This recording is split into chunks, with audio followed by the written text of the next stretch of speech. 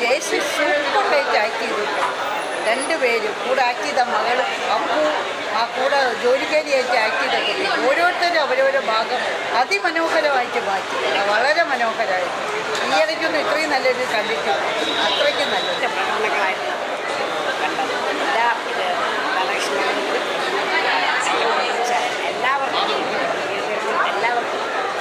എല്ലാ അഭിനന്ദനങ്ങളും അറിയിക്കുകയാണ്. നല്ലൊരു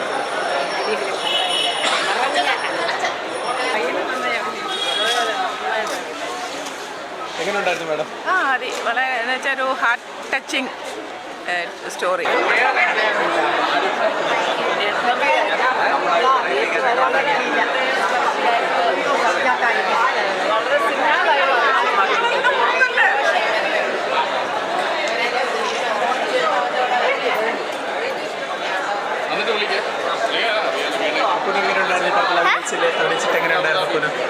നല്ല എക്സ്പീരിയൻസ്.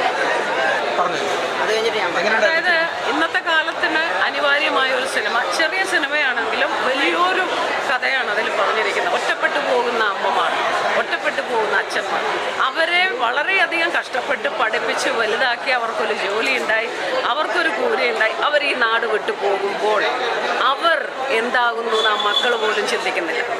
അവിടെയാണ് ആ ഒറ്റപ്പെടലിൻ്റെ തീവ്രത, പ്ലസ് പേരക്കിടാങ്ങളെ താലോലിക്കാനുള്ള തീവ്രത. ആ പേരക്കുട്ടിയെ അത്രയ്ക്കധികം മനസ്സിൽ കൊണ്ടുവന്ന ആ കുഞ്ഞ് ഇവിടെ വന്ന് കഴിയുമ്പോൾ ആ കുഞ്ഞ് നമ്മളെ ഒന്ന് അറ്റ്ലീസ്റ്റ് ഒന്ന് കണ്ണെടുത്ത് നോക്കുക പോലും ചെയ്യാതെ വരുമ്പോൾ ഉണ്ടാകുന്ന വേദന, അത് ഒരു സാധാരണ മനുഷ്യർക്ക് എനിക്ക് പുല്ലരിക്കാൻ പറ്റത്തില്ല. കാരണം എന്താണെന്ന് പറഞ്ഞു കഴിഞ്ഞാൽ ഇന്നത്തെ കാലത്തിൻ്റെ ഓട്ടം അതാണ്. ഈ കേരളത്തിൽ പേരക്കിടാങ്ങളൊന്നുമില്ല, ഇപ്പം അമ്മൂമ്മമാരേ ഉള്ളൂ, അച്ചാച്ചന്മാരും. അപ്പോൾ അവർക്കൊരു ശരിക്ക് പറയുന്നൊരു ഉത്തരമായിട്ടാണ് ഈ സിനിമ ഞാനിവിടെ കണ്ടത്. കാരണം എൻ്റെ 3 പേരക്കിടാങ്ങൾ പുറത്താണ്. പക്ഷെ അവരാരും ഈ സിനിമയിൽ കാണിച്ചതുപോലെ ഫോണിന് അഡിക്റ്റൊന്നുമല്ല. അവരെല്ലാം ബ്രില്യൻ്റാണ്. അവർ പല ആക്ടിവിറ്റീസിൽ മുൻപന്തിയിൽ നിൽക്കുന്ന പിള്ളേരാണ്. പക്ഷെ എങ്കിൽ പോലും നമ്മൾ ഈ ഫോണിലേക്കൂടെ അവരെ കണ്ട് സംസാരിക്കുന്നേക്കാൾ അവരെ ഒന്ന് സ്പർശിക്കുമ്പോൾ കിട്ടുന്ന ഒരു ആത്മനിർവൃതിയുണ്ട്. ആ നിർവൃതി നമുക്ക് ആർക്കും പറ്റുന്നില്ല എന്നേ ഉള്ളൂ. അപ്പോൾ ചോദിക്കും, നിങ്ങൾക്ക് പോയിക്കൂടെ? ഇംഗ്ലണ്ട് പോലത്തെ ഒരു രാജ്യത്തൊന്നും നമുക്ക് അധികം നിൽക്കാൻ പറ്റില്ല.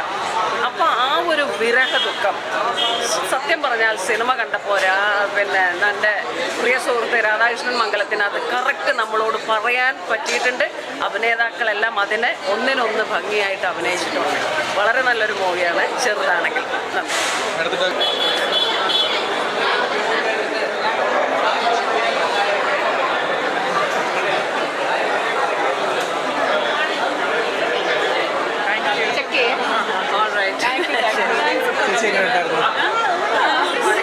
നല്ല ഹൃദയസ്പർശിയായിട്ടുള്ളൊരു ടീമെല്ലാം വളരെ ഭംഗിയായിട്ട് ഇമ്പോർട്ടൻറ്റ്, എല്ലാവർക്കും റിലേറ്റ് ചെയ്യാൻ പറ്റുന്ന ഒരു സബ്ജക്റ്റ്.